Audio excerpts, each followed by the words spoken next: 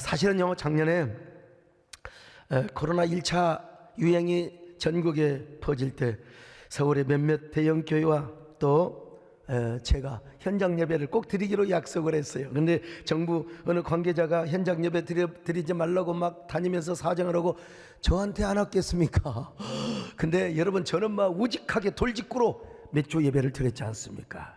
다른 교회는 다 문을 닫았습니다, 여러분. 근데 마침내 우리 지역에도 감염자가 딱 그냥 생긴 거요. 그래서 저의 돌직구 같은 행동을 멈추고 그제서야 교회사 교수님들 그리고 감염 전문가들에게 물어보니까 이 코로나는요, 한두 달이 끝나는 게 아니래요.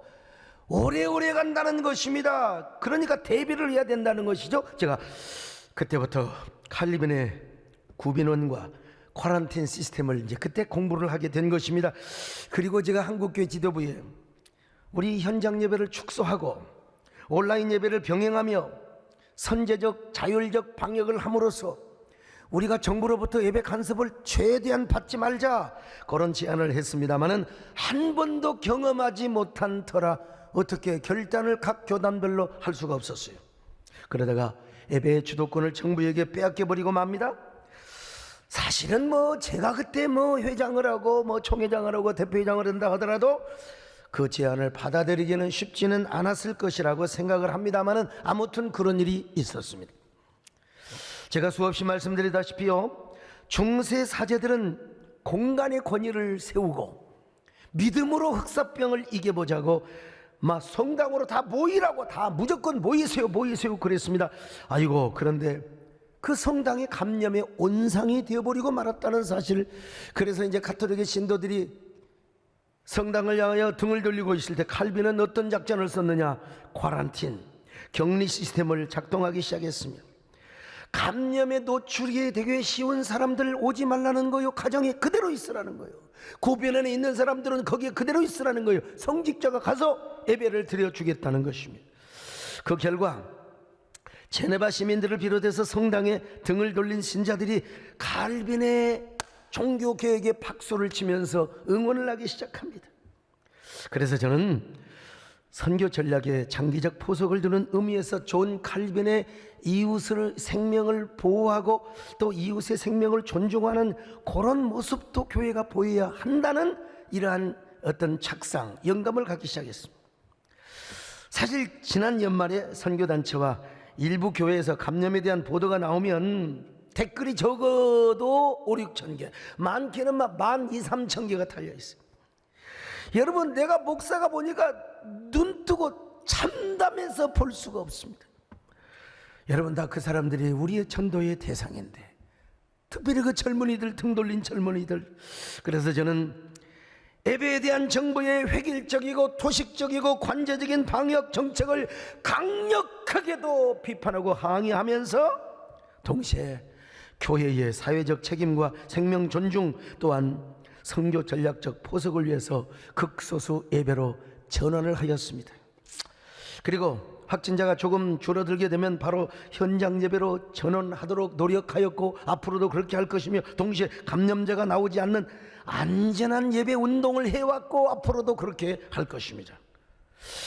오늘 여러분, 우리가 비록 코로나 때문에 몸은 갈대처럼 헤어져 있지만 온라인 안에서 오늘 우리 유튜브 사랑하는 성도들, 세상에 유튜브도 수천 명이요. 여기 오늘 온라인에 빡빡하게 화상점으로 가족 단위로 오신 귀한 여러분, 제가 오늘은 이렇게 7번을 예배를 드린다는 겁니다. 유튜브로만 한꺼번에 할 수 있지만 다 화상줌에 한 사람이라도 더 들어오도록 하게 하여 제가 7번을 한다는 거예요. 공연으로 말하면 7번을 쉬지 않고 한다는 겁니다, 여러분. 자, 여러분, 오늘 우리가 헤어져 있지만 마음과 마음이 연결되어 있고 심장과 심정이 온라인으로, 아니 예수 그리스도의 피를 중심으로 해서 오늘 믿음과 믿음이 연결되어 있지 않습니까? 이 텅 빈 예배당 공간뿐만 아니라 여러분이 함께 하신 곳에, 여러분이 위치한 여러분의 가정, 그 예배 처소에 주의 성령께서 운행하시기를 바랍니다. 주의 영이 임재하시기를 바랍니다. 그리고 우리 주님께서 코로나를 물리치시며 예배와 공연과 일상생활에 큰 길을 열어주실 줄로 믿습니다. 주 여기 운행하십니다. 할렐루야. 주 여기 운행하시네. 주여 다 함께 주 경배해, 주 경배해. 주 여기 여러분 가정마다 역사하십니다. 나 경배해, 주 경배해. 큰 길을 여시는 주, 기적을 행하시는 주 나의 하나님, 그 약속을 지키시는 주, 어둠 속에 빛이 되시는 그는 나의. 우리 강크리스찬 들어왔구나. 베스트는 어디 있어요? 우리 몸 만지시는 주, 나 경배해. 할렐루야. 많이 모여서 축복합니다. 우리 몸 치료하시네. 나 경배해. 아이고 이쪽도 많이 모이셨네. 할렐루야. 경배해. 우리 삶 변화시키. 할렐루야. 축복합니다. 나 경배해, 주 경배해.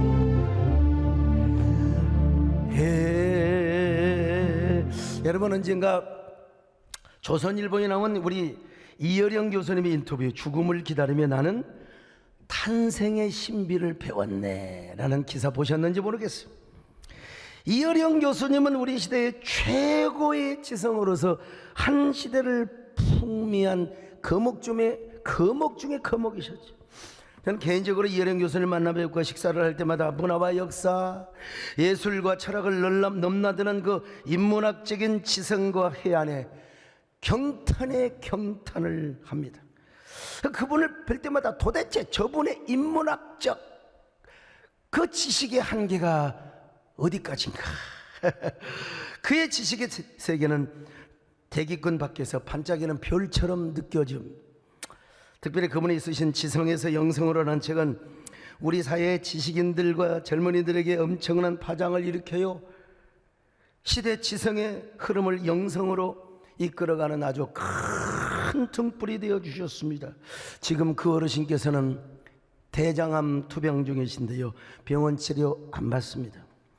현대인은 병원에 나서 병원에서 죽은대요. 그럼 중환자실에서 유언 한마디도 못하고 그냥 돌아가시면 어떻게 되느냐 이거예요. 그래서 자신은 병원 치료를 받지 않고 마지막까지 가족들과 함께 지내며 자신이 유언처럼 쓰고 싶은 글들을 쓰다가 떠나겠다고 지금도 틈틈이 집필을 하고 계십니다. 일반인들은 여러분 죽음을 앞에 두고 죽음에 대한 철학적인 질문을 하며 글을 쓰는데, 그 어르신은 탄생의 신비를 쓰고 있다는 것입니다. 탄생의 신비. 그분은 지금 우리 사회는 밀물의 시대에서 썰물의 시대로 가고 있다는 겁니다. 지금까지 우리 사회는 얼마나 풍요로운 삶을 살아왔어요. 그런데 지금 특별히 코로나 팬데믹으로 인해서 세계는 전부 다 썰물의 시대를 맞고 있다고 하는 것입니다. 그렇다고 여러분 썰물의 시대를 맞는다고 절망을 해서는 절대로 아니 된다는 것이죠. 썰물이 빠지고 나면 뭐가 생겨요? 갯벌이 생깁니다. 그 갯벌에서도 위대한 생명이 탄생하고 생명시대를 열어갈 수 있다는 것입니다. 그러므로 우리는 절대로 절망하거나 낙심해서는 안 돼. 이 코로나 상황에서도 오히려 생명시대를 재탄생시킬 수 있다는 것입니다. 이어령 교수님은 인터뷰 마지막에서 이런 이야기를 하십니다. 창을 열면 차가워진 산소가 내 폐속 깊숙이 들어와요. 이 한 호흡 속이 얼마나 큰 은총이 있는지 나는 느낍니다. 지성의 종착점은 영성입니다. 지성은 자기가 한 것이지만 영성은 오로지 받았다는 깨달음이죠. 죽음의 형상이 검은 옷을 입은 저승사자로 올지 온갖 튜브를 휘감은 심상의 환자로 올지 나는 모릅니다. 내가 느끼는 죽음은 마른 대지를 적시는 소낙비나 조용히 떨어지는 단풍잎입니다. 때가 왔구나. 겨울이 오고 있구나. 죽음이 계절처럼 오고 있구나. 그러니 내가 받았던 빛나는 선물을 나는 돌려주려고 합니다. 침대에서 깨어 눈 맞추던 식구, 정원에 울던 새, 어김없이 피던 꽃들, 원래 내 것이 아니었으니 돌려보내요. 한국말이 얼마나 아름다워요. 죽는다고 하지 않고 돌아간다고 하지 않아요. 애초에 있던 그 자리로 나는 돌아갑니다. 그리고 마지막에 이런 말로 마무리를 하십니다. 내가 영화를 만드는 감독이라면 마지막에 엔드마크 대신 꽃봉오리를 하나 꽂아놓고 싶습니다. 피어있는 꽃은 시들지만 꽃봉오리라면 영화의 시작처럼 많은 이야기를 갖고 있을 테니까 말입니다. 끝이란 없어요. 이어서 또 다른 영화를 트는 극장이 있을 뿐이죠. 이야, 죽음을 앞둔 대학자, 지성의 대기권 밖을 넘어선 초국적 영성의 세계를 이 경험한 이 시대의 대문장가 이어른께서 기독교인으로서 정말 아름다운 인터뷰를 남기신 것입니다. 한마디 한마디가 시요 아름다운 선율입니다. 저는 이 글을 보는 순간 설교 제목을 제가 딱 잡았어요. 온라인 예배를 드리는 첫 설교를 무엇으로 할까? 그래, 엔드가 아니라 꽃봉오리 하나. 내가 봐도 감동이 돼요. 엔드가 아니라 꽃봉오리 하나. 얼마나 아름다운 제목입니까? 여러분, 우리가 꽃이 되어서 하나님 앞에 먼저 영광을 돌려드리십시다. 할렐루야. 그 안에서 이 생명도 피어나니 꽃들이는 오 하나님 이 꽃밭에 당신 제도 발길이 웬일은 사랑이 하늘 평안 내리소서. 하늘 평안 내리. 오늘 엔드가 아니라 꽃봉오리 하나 하니까 벌써요, 우리 김정은 안수 집사님 오늘 말씀을 통하여 엔드, 끝이 아닌 엔드, 그리고 또다시 시작하는 거룩한 꽃봉오리 피어나는 새해된 교회와 한국교회 되기를 기도합니다. 박수합니다. 내가 박수해요. 우리 강크리스찬 형제 멀리 뉴욕에서 예배드립니다. 엔드가 아니라 목사님 말씀에 힘입어 뉴욕에서 꽃봉오리 하나 되어 희망으로 진료하겠습니다. 힘내세요. 한 명만 더 볼까요? 엔드 어디 봅시다. 박소희 집사님, 엔드가 아닌 새로운 생명, 꽃봉오리의 은혜가 말씀을 통해 주님과 저희를 쭉 이어지게 해주실 줄로 믿습니다. 여러분, 이렇게 해서 정말 조은영 집사님 한 분 더 보고, 세대의 모든 부족 공동체는 이 시대 거룩한 남은 자 되어 찬송의 옷을 입고 엔드가 아닌 소망의 꽃봉오리 피우기를 기도합니다. 여러분, 헷갈릴지 모르지만요, 이런 얘기 나누고 이게 이제 라이브 톡이라고 하는 것입니다. 오늘 다시 설교 본문으로 들어와서 이사야서는 성경 속의 성경이라고 할 수 있습니다. 왜냐하면 메시아에 대한 이야기가 가장 많아요. 그리고 66장이거든요 성경이 66권이니까 성경 모두를 함축한 신약과 구약의 모든 축복과 희망을 다 이야기해 놓은 것과 같은 그런 그림자의 모습을 보여주고 있습니다. 그런 의미에서 이사야 선지자가 전한 은혜와 축복의 메시지, 그리고 희망의 스토리는 성경 전체의 축복의 메시지라고 할 수가 있습니다. 그래서 희망과 꿈의 선지자 이사야가 기록한 이 메시지는요, 언제 읽어도 막 숨이 가쁘고요, 언제 읽어도 막 그냥 심장이 뛰고요, 막 감동이 있고 막 눈시울이 그냥 막 젖어지는 것이라 이 말이에요. 특별히 이사야서에는 남은 자에 대한 이야기가 나와요. 이 얼마나 아름다운 스토리. 자, 이사야 6장 13절입니다. 같이 봅니다. 시작. 그 중에 10분의 1이 아직 남아있을지라도 이것도 황폐하게 될 것이나 밤나무와 상수리나무가 배임을 당하여도 그 그루터기는 남아있는 것 같이 거룩한 씨가 이 땅의 그루터기니라 하시다. 여러분, 옛날에 나무 베면 그루터기 있잖아요. 거룩한 씨가 있잖아요. 예? 그 그루터기가 남아있는 것처럼 아무리 역사가 망하는 듯하고 역사가 엔드 끝나는 것 같아도 그 그루터기를 통해서 남은 자의 역사, 그 역사를 이어간다는 것입니다. 이게 바로 영어로 유식한 말로 렘넌트 사상입니다. 렘넌트 사상.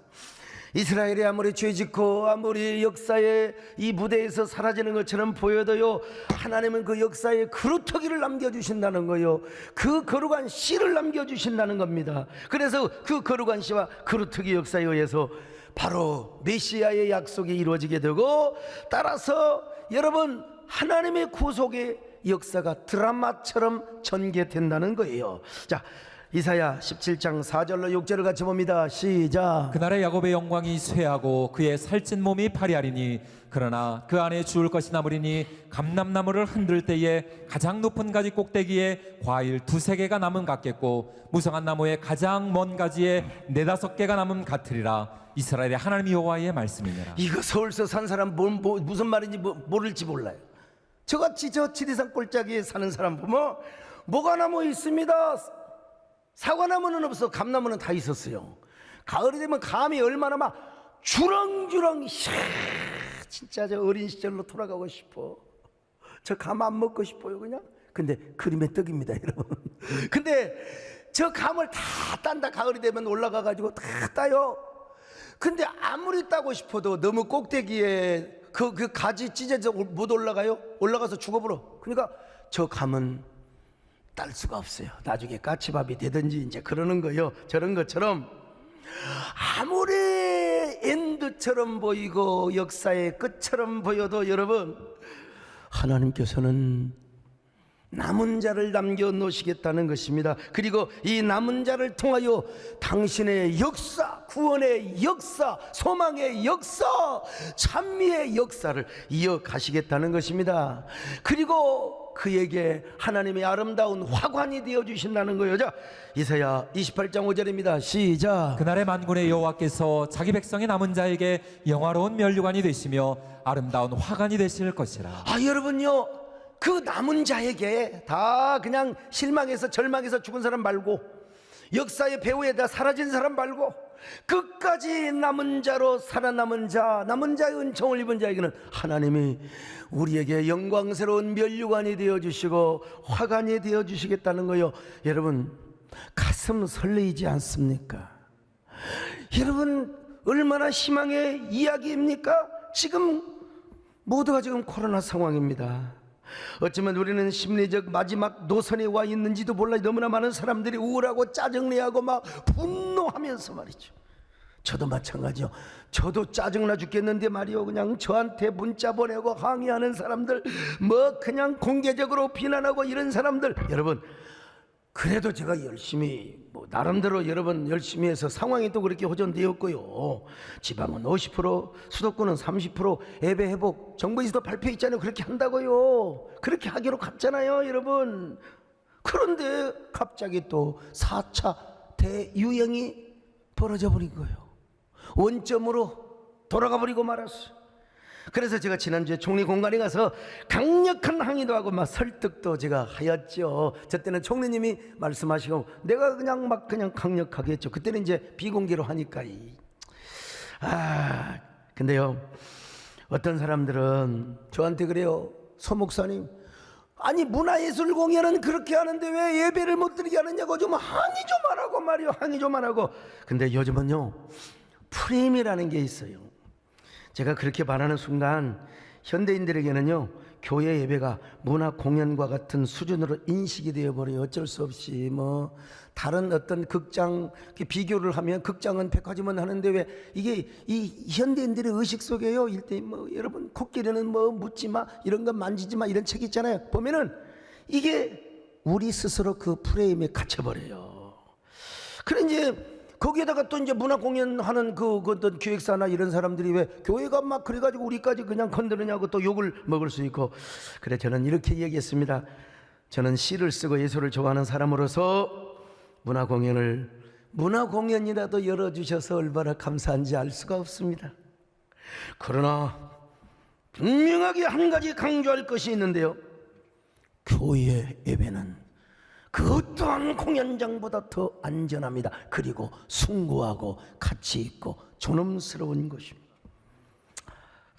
그렇게 하고 왔더니 그렇게 해서 이제 여러분 이번 주 그래도 좀 10%라도 예배를 드려야 될 거 아니겠습니까? 사실은 여러분 마지막 주말에 대화에서 협의하도록 문은 열어놨어요. 그런데 아니, 세상에 그날부터 1600명이 넘어버렸어. 하필이면 그 다음 날은 또 1600 몇십 명. 와, 도대체가 그러니까 공연들도 그냥 어지간하면 다 지금 취소를 하고 있고요. 그러니 지금 우리 모두는 화가 안 날래 안 날 수가 없어요. 절망하고 싶고 포기하고 싶은 마음이 들 때이다. 도대체 내가 언제 어디까지 어떻게 노력을 해야 되는, 그냥 막 나가버려야 되는가 말이야. 그러나 우리 하나님은요, 우리에게 남은 자가 되라고 말씀하고 계십니다. 남은 자가 되어라. Be remnant. 남은 자가 되라. 남은 자가. 옛날에는 강한 자가 살아남았어요. 옛날에는 막 위대한 자가 살아남았습니다. 그러나 요즘은 어떤 시대인 줄 아세요? 변하는 자가 살아남습니다. 변화해야 돼요.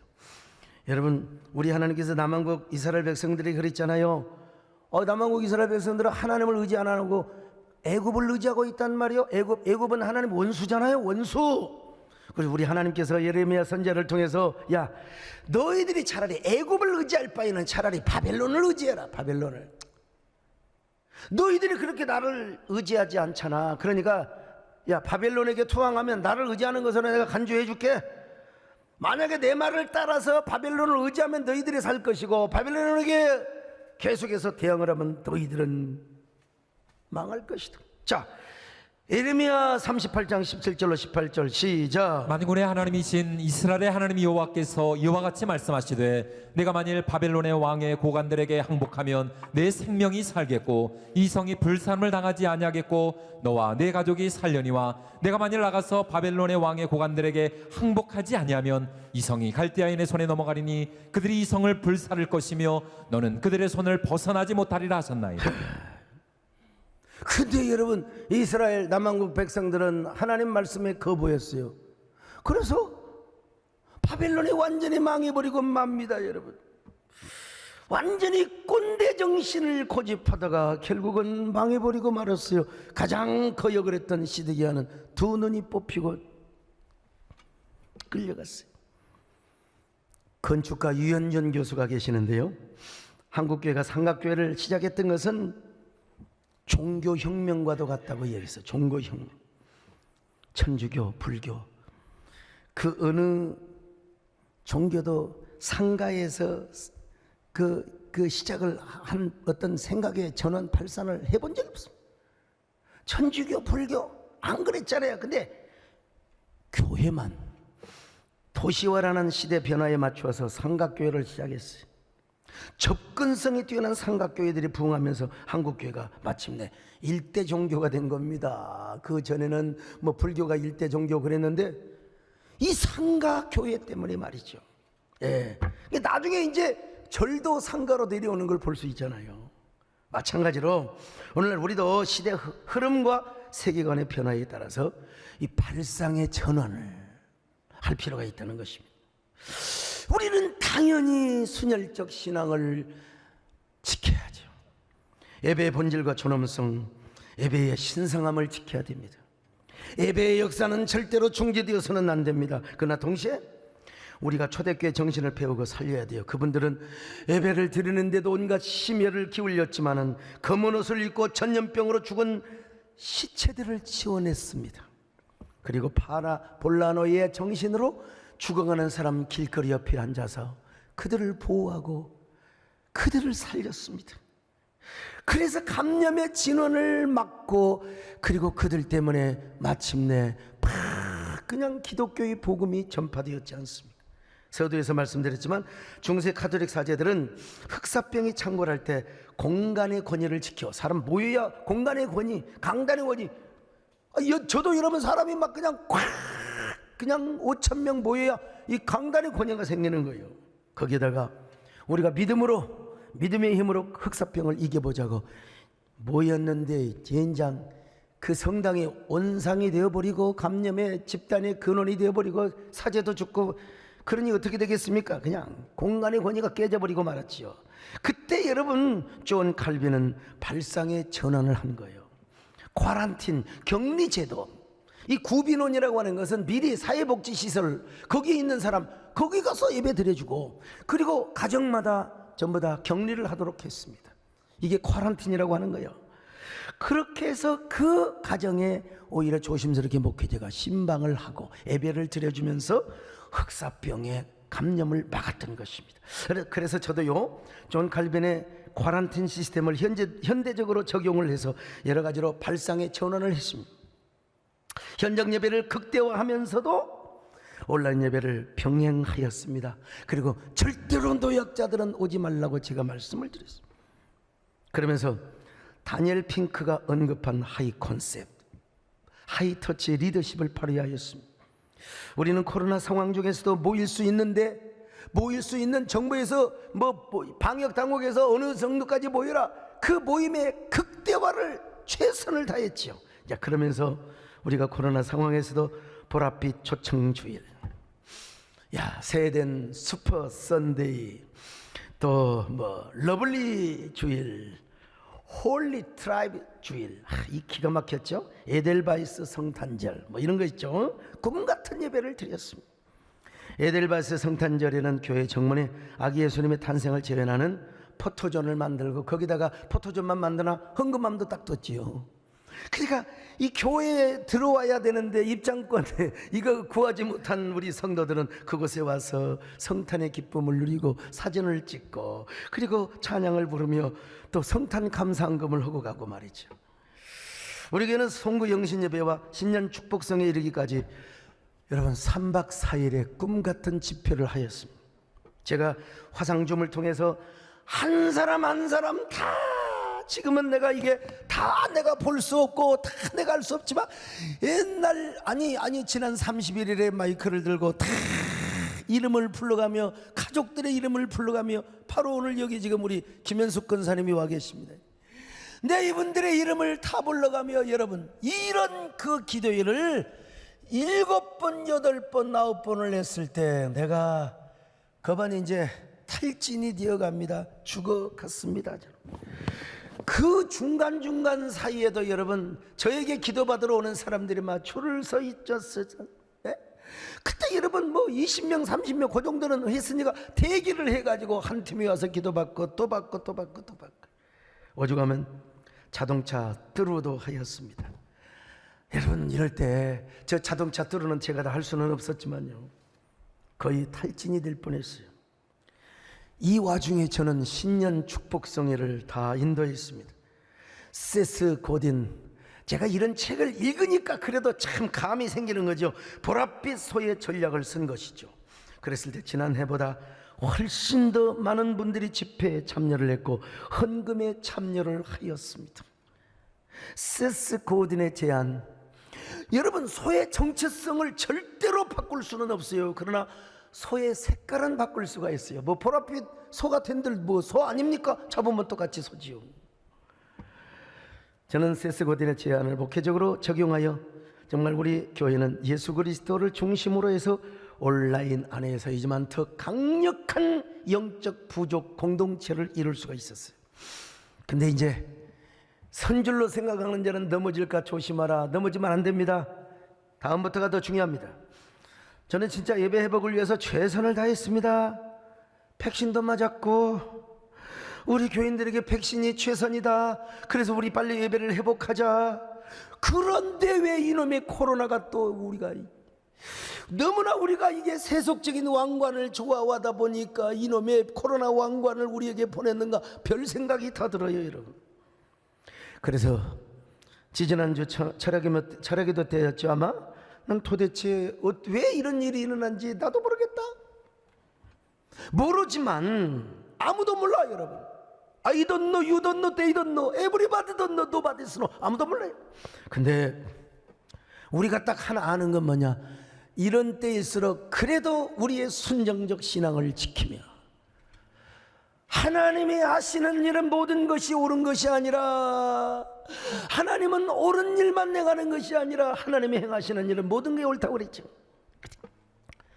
오늘 여기에도 하나님의 뜻이 있고 하나님의 시그널이 있어요. 그래서 그냥 내일 일은 난 몰라요, 하루하루 살아요, 그런 노래 불렀지 않습니까? 안희숙 여사, 여러분 조국 광복이 언제 올지 모르는 암흑의 시대요. 그래도 자신의 하나밖에 없는 순결, 여인에게 정절이 있잖아요. 그 정절처럼 하나님께 드릴 순결의 꽃을 피우며 천왕에게 바칠 수가 없었어요. 예, 일본 헌병은 안희숙 여인의 흥크러진 머리를 잡고 땅바닥에 내팽깁니다. 그리고 더 이상 지쳐서 일어나지 못하는 안희숙 여사의 그 가녀린 가슴을 워커발로 짓밟아대면서 천왕에게 신사참배를 하라고. 그때 안희숙 여사가 뭐라고 말한 줄 아세요? 여보세요, 나는 이미 하나밖에 없는 나의 순결을 예수님께 드려버려서 천왕에게 드릴 순결 사랑을 나는 드릴 수가 없습니다. 드리고 싶어도 드릴 수가 없습니다. 나는 이미 예수님께 드려버렸어. 그러면서 그는 이런 사랑의 꽃봉오리를 하나 피워내는 것입니다. 내일 일은 난 몰라요, 내일 일은 난 몰라요, 하루하루 살아요, 불행이나 여행함도 내 뜻대로 못해요, 험한 일 가도 이게 뭐 설교하다 노래하다가 여러분과 소통하고 하다 보니까 이게 얼마나 헷갈린지 몰라요. 주님 예수 팔레미사 내 손 잡아. 우리 자 김현철 장로님은 혼자, 왜? 마누라가 전도사님이니까 어쩔 수가 없지요. 장래일도 몰라요, 아버지야 날 붙드세 병터는 일 구없소서. 우리 소현 집사님은 혹시 제 딸이 아닌가? 그래요? 새해된 교회 꽃이 피어 만기한 시대를 맞이했으니 저는 엔드가 아니라 새해된의 꽃봉오리가 되겠습니다. 여러분, 어쩌면 우리 딸내미가 이게 딱 하는 걸 우리 선명 집사가 선명하게 지금 이렇게 딱 하는 거예요. 우정근 집사님, 절박한 상황 속에서 포기하고 싶을 때도 있지만 엔드가 아닌 다시 시작의 꽃봉오리를 피워 주님의 향기를 품는 성도가 되겠습니다. 오늘 하나님께서는 우리가 영혼의 순결한 꽃을 피운다면 남은 자의 은혜와 축복을 주시겠다는 것입니다. 그리고 그 남은 자로 하여금 우리 영혼의 위대한 꽃봉오리를 피우게 하겠다는 것입니다. 그 꽃봉오리 속에는 뭐가 있어요? 감정이 있고 스토리가 있습니다. 꽃잎은 떨어져도 그 꽃봉오리는 다시 영화가 시작되는 스토리처럼, 그리고 그 스토리가 끝나도 엔드가 아닙니다. 여러분, 계속 이어가는 극장이 있는 겁니다. 그게 바로 꽃봉오리 의미입니다. 여러분요. 따라서 우리 한국교회가 예배 한두 주 못 드린다고 끝장납니까? 천만의 말씀입니다. 엔드가 아니라 엔드를 우리가 할 수가 있는 것입니다. 오히려 우리 주님을 향하여 아름다운 꽃 한 송이를 피워내면 하나님께서 우리의 화관이 되어주시며, 아니 우리에게 영광스럽고 거룩한 화관을 씌워주신다는 거예요. 꽃화관을 씌워주신다는 것입니다. 자, 이사야 61장 3절입니다. 시작. 무릇 시온에서 슬퍼하는 자에게 화관을 주어 그 죄를 대신하며 기쁨의 기름으로 그 슬픔을 대신하며 찬송의 옷으로 그 근심을 대신하시고 그들이 의의 나무 곧 여호와께서 심으신 그 영광을 나타낼 자라 일컬음을 받게 하려 하십니다. 여러분, 시온에서 슬퍼하는 자, 여러분 예루살렘에서, 그러니까 지금 교회를 주변으로 해서 지금 슬퍼하는 자들이 있을 수가 있어요. 그런데 그에게 아름다운 화관을 씌워주신다는 것입니다.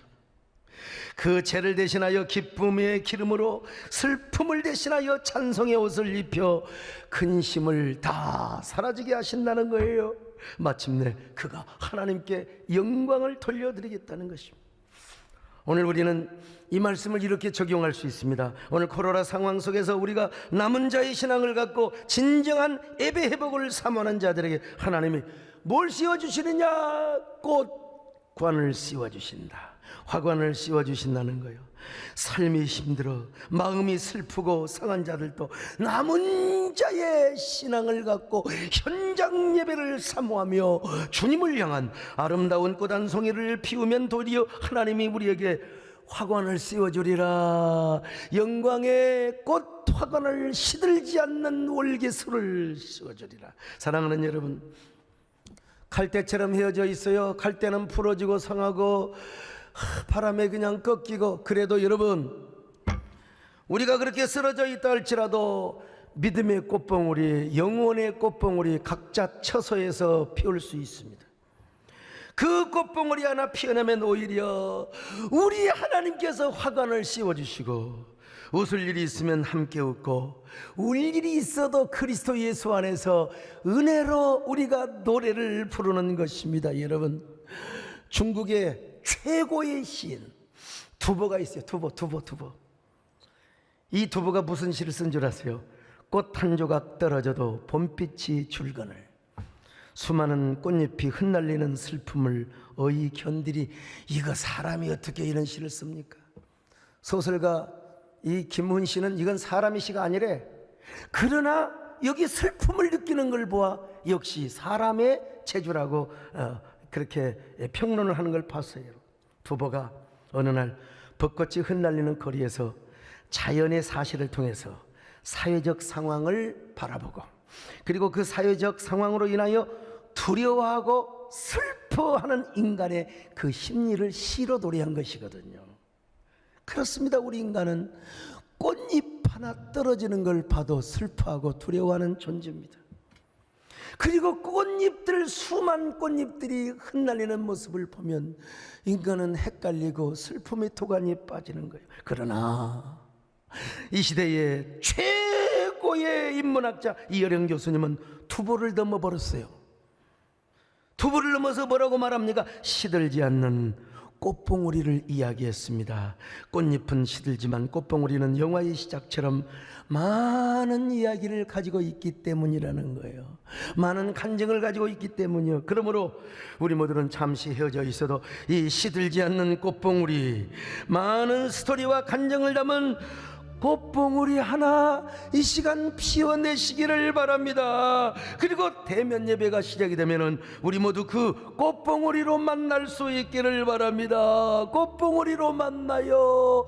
꽃으로 만나. 할렐루야. 여러분, 제가 이런 얘기가 나오면 그냥 넘어갈 수가 없지요. 꽃이 피면 같이 꽃이 져도 같이 웃는 봉오리꽃 향기, 봄날은 온다. 봄날은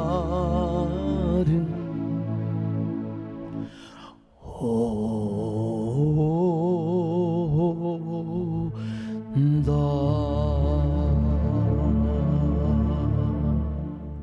제가 이 노래를 불렀더니 총신대학교 총장님이 유튜브를 함께 하셔서 저한테 문자를 보내셨잖아요. 목사님, 나 그 노래 너무너무 좋아합니다. 우리 정신대 총장님이 시각장애인이라는 거 아시잖아요. 목사님 어쩌면 이렇게 봄날은 간다가 아니라 온다라고 내가 그렇게 바꾼 겁니다. 이 감성을 그 원곡보다는 제가 이선희 선생님이 불렀던 그 감성으로 부르려고 노력을 하는데 말이죠. 봉오리 꽃향기에 봄날은 온다는 것입니다. 여러분에게 인생의 봄날이, 그리고 예배의 봄날이, 신앙의 봄날이 올 수 있기를 바랍니다. 근데 여기 3절의 말씀이 얼마나 고도의 문학적 표현으로 기록되었는지요. 슬퍼하는 자와 죄가 같은 말이거든요. 고대 근동에서 극도의 슬픔을 당할 때 죄를 무릅써요. 그런데 슬퍼하는 자에게 화관을 씌워주어서 그 죄를 대신한다고, 그 화관과 기쁨의 기름이 같은 말이란 말이죠. 그래서 구약에서요, 목자가 양에게 이제 저녁에 기름을 부어요. 기름을 발라줘요. 여러 가지 의미가 있지만요, 가장 큰 의미는 뭐냐? 보상과 칭찬입니다. 보상과 칭찬. 목자가 양을 향하여, 야 수고했어, 곁길로 가지 않고 맹수의 밥이 되지 않고 목자를 잘 따라와서 수고했어, 이제 평안히 잠자라, 그런 의미에서 머리에다가 기름을 발라주는 겁니다. 여러분, 그래서 다윗이가 이렇게 고백 안 했습니까? 하나님께서 자신의 머리에 기름을 부으셨다고. 자, 시편 23편 5절입니다. 시작. 주께서 내 원수의 목전에서 내게 상을 차려주시고 기름을 내 머리에 부으셨으니 내 잔이 넘치나이다. 내 잔이 넘치나이다. 기름을 부어주시니까 말이죠, 머리에. 그뿐입니까? 우리 주님께서 칭찬과 보상의 기름을 부어주실 뿐만 아니라 남은 자에게 찬송의 옷을 입혀준다네. 이 무슨 표현입니까? 찬송의 옷을 입혀준단 말은 그냥 저절로 나는 찬송의 신분이요, 입만 벌러지면 그냥 감사하고 기쁨이 넘치고 찬송을 하게 한다는 것입니다. 그리고 근심이 물러간대요. 이게 근심이란 말, 히브리 말로 루하으케하, 이게 어두침침한 마음입니다. 우울한 마음. 날씨 막 그냥 구름 잔뜩 끼면 여러분 기분 좋은 사람 어디 있어요? 내 마음에 그냥 안개와 먹구름이 꽉 차 있는 상태요, 상태. 자포자기하고 싶어. 근데 이 사람한테 뭘 입혀줘요? 찬송의 옷을 입혀준다는 것입니다. 찬송. 그러니까 막 저절로 감사하는 거예요. 저절로 기뻐하는 거예요. 저절로 찬양을 하게 된단 말이야. 오늘 여러분에게 어떤 근심이 있습니까? 어떤 슬픔이 있습니까? 어떤 마음의 상처가 있습니까? 여러분의 마음에 절망의 먹구름이 끼어있고 안개가 자욱해 있지 않습니까? 주님이 임재하시면 어둠은 물러갑니다. 주님이 여러분의 마음속에 지금 자욱하게 있는 슬픔의 안개 거쳐주시기를 바랍니다. 근심의 먹구름이 떠돌더라도 이거 다 도망가 버리시기를 바랍니다. 그리고 그 자리에 주님의 사랑과 평화가 가득하시기를 바랍니다. 오늘 화상 줌에, 오늘 그리고 유튜브로 함께하는 귀한 성도들이여 얼마나 감사합니까? 오늘 유튜브에 귀한 분들 오늘 3,500 가정으로 말하니까 그렇지요, 아마 6-7천 명 이상이 또 오늘 동시대에 함께 하십니다. 동시간에 우리 함께 여러분, 우리 주님 앞에 엎드려서 하나님, 나에게 근심의 먹구름이 있습니다. 이 안개, 이 검은 안개가 나의 마음을 짓누르고 있습니다. 이거 다 물리쳐 주시옵소서. 소망의 문을 열어주시기를 바랍니다. 슬픔의 안개 그치고 근심의 구름 떠돌 때 소망의 문을 내 영혼 위로하소서.